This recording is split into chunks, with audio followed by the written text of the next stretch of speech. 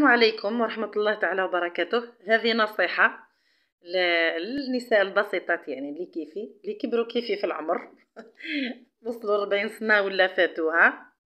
تبدا التجاعيد تظهر، يبدا البهتان تاع الوجه، التعب تاع الخدمه برا والداخل. نحتاجو حوايج سريعين بسيطين وبصومه يعني بسيطه، درك مع الولاد ومع الدنيا ومع الغلاء. شكون راح تقعد ولا تلتا باش تهتم بروحها؟ شوف، هذه تجي خارجه ولا عندك كاش صايبه ولا والله ماشي بيبليسيتي، صدقوني عن تجربه، ماني انسانه اللي نعدل روحي لا والو.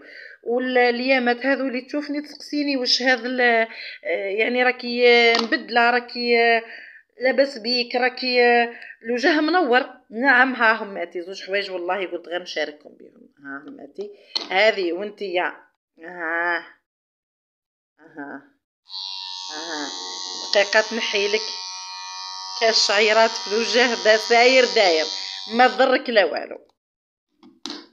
وهذه كيف في زوج يتشارجاوه، في زوج عندهم الشارجه الخاص. هذه كيف تبليها بشوي ما كيما انا نستعمل صابون خاص بالبشره الحساسه، شويه ما نحط فيها صابون، ما نحطش الغسول حقته يعني، وعليه نستعمل هذه كي يعرق بشرتي شويه نولي نستعمل فقط الصابون ونستعمل هذه. شوفوا، ندير ذبذبات تحرك لك الدم في الوجه، خاصه في المناطق الباهته اللي يبداو فيها التجاعيد. نتمنى انه تجربوهم، يعني انا التجربه تاعي معاهم مليحه، قلت خلي نشارككم. ها هي ذبذبات، هاي تتحرك.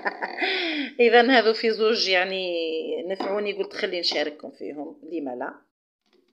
ان شاء الله يا ربي تستفادوا منهم، يعني مع ملاح